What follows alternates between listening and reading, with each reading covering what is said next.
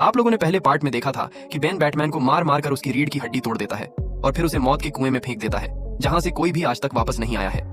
नीचे कुएं में एक बुजुर्ग आदमी मिलता है और वो बैटमैन की कमर ठीक कर देता है। अब उसकी कमर भी ठीक हो जाती है और बैटमैन फिर उस कुएं से बाहर निकलने की कोशिश करता रहा और बार बार गिरता रहा, लेकिन उसने अपनी हिम्मत नहीं हारी।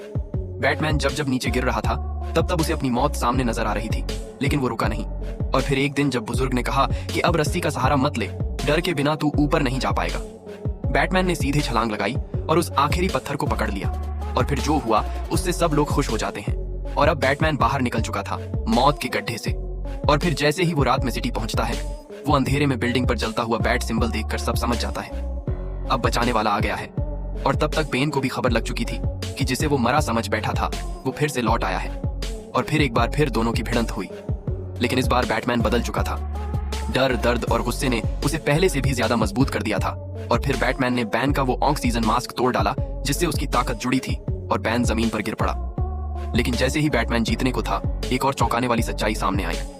असली गड्ढे से निकलने वाला बच्चा बेन नहीं बल्कि टालियां, और बैन ने उसे बचाने के लिए अपनी शक्ल तक बर्बाद करवा दी थी। और अब टालियां खुद सामने आई और बोली कि अब इस शहर को बम से उड़ाना ही पड़ेगा। जो खंजर सालों तक दिल में पल के इंतजार करता है वही सबसे गहरा जख्म देता है। ये कहानी अच्छी लगी हो तो सब्सक्राइब करना ना भूलें। धन्यवाद।